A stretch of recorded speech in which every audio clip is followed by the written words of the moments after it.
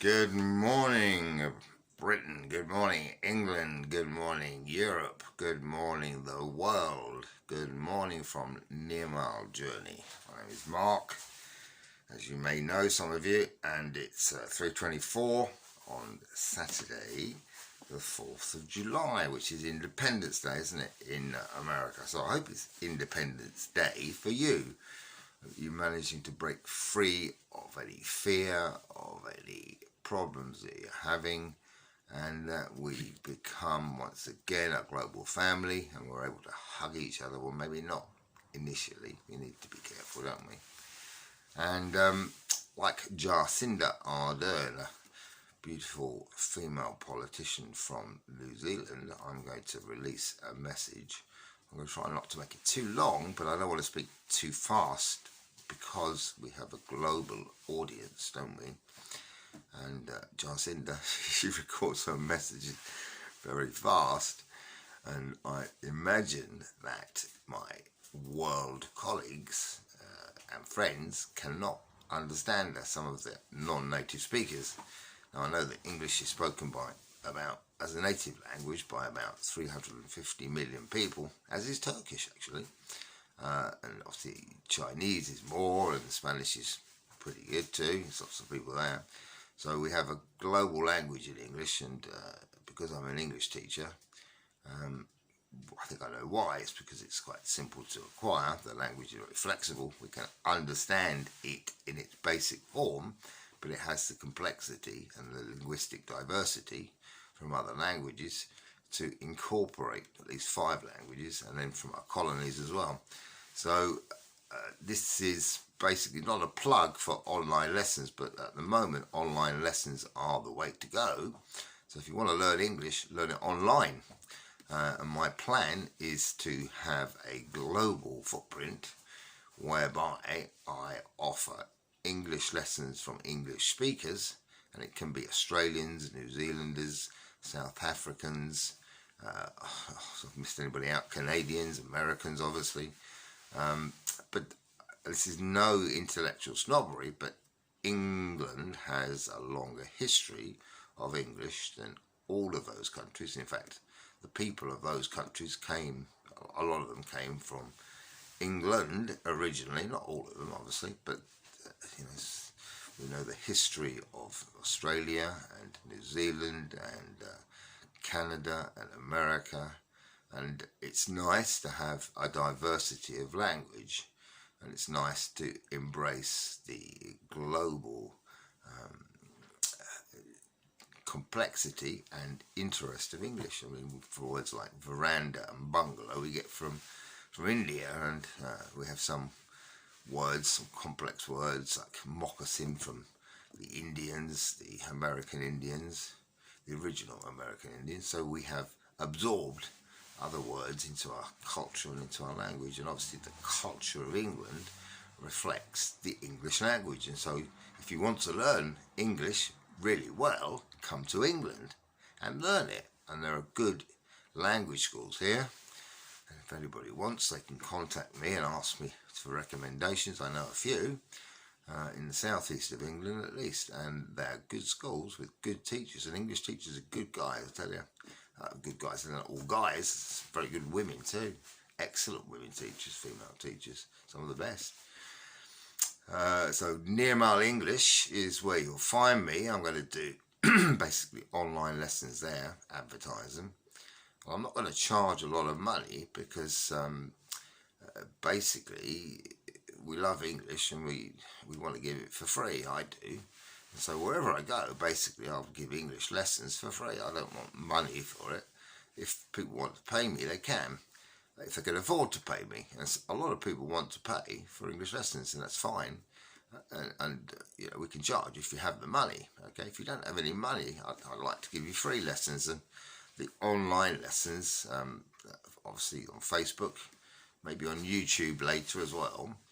We will, I say we because there's a few of us, a few of my brothers in Sahaja Yoga and a few people outside Sahaja Yoga as well. We can offer what we call, I'm going to call it Near Mile English, which means pure English, okay, unspoilt, unblemished English. And I think that English should be spoken properly. Sometimes I don't always speak properly. It depends who I'm speaking to. And if I'm speaking to a non-native speaker, then I'll try it and understand the complexities of their language and how it reflects upon the language they're trying to speak, and also their needs in English. And it's important to understand that people have needs, and they have obviously they want to speak in a certain way to a certain audience, to certain people. Some just want to come on holiday, others want to do it for business, others for commerce, others for religion, spirituality. It can be anything. And we're going to offer lessons tailored to individual needs, but practical lessons. I don't want to focus too much on grammar, because grammar can be an impediment. In other words, it can make learning English difficult. So don't concentrate too much on the mechanics of the language, but try and use the driving skills of a driver. If you're a driver, you want to drive the car. If you're a mechanic, you get out and you fix the car, or you fix your English. So don't try fixing your English unless it's broken. And in the beginning, it will be broken. You have to basically learn, don't you? As individuals, we have to learn, and we have to master the language. And actually, we have to master ourselves. And the other thing I'm doing is Sahaja Yoga, which is basically mastering yourself. So mastering the illusions around you, mastering the illusions within you, mastering yourself, your body, your physics, your chemistry, your complexity, your emotions, your spirituality. All of that is yoga. It's balance, it's connection to yourself and to everything around you, and by definition God as well, because we're all, although we may have lost religion in the West in some places, it's making a comeback, isn't it? Spirituality is making a comeback, and we are aware of that inside yoga. And we recognize it, and we feel it. We physically feel the complexity of the universe on our fingers and on our bodies, in our minds and in our hands. And we don't need to be told that there is no religion, because we feel it. And when you feel something, when you have a physical, tangible experience, you know something is true. So for anybody out there, Nirmal English, it's a reflection of the truth and the beauty of English. It's a reflection of the complexity of English, but also the need of people to learn English to become part of the global family. So I'll offer it for free, but if you can pay, then that's good. But I don't want you to pay more than you can afford, or less than you have. In other words, if you put the money in, we'll use it well, don't worry. I'll use the money well. I'm not going to spend it all on myself, although obviously we all have needs, but I'm not greedy. I want to give rather than take, and I do, and I should continue to do so.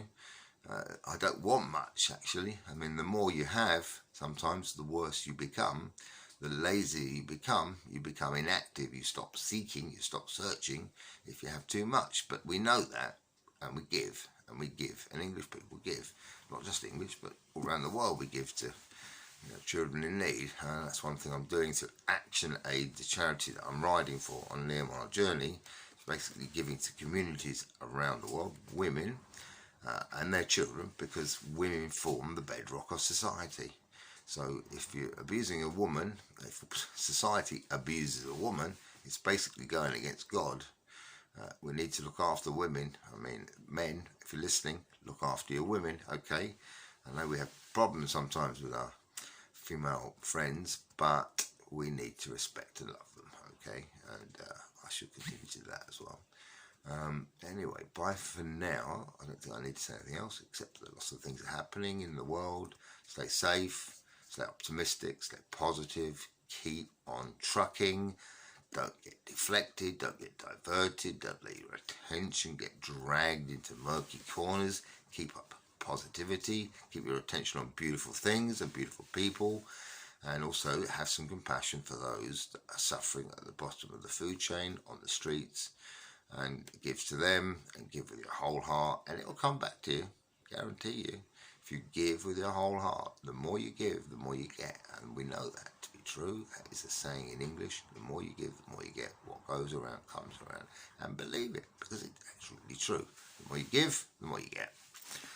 Okay guys, journey continues. It's not going to be a ride this year because it's impossible to get across borders, but I'm getting across some borders. I'll be off on the travel soon, so you'll see me here.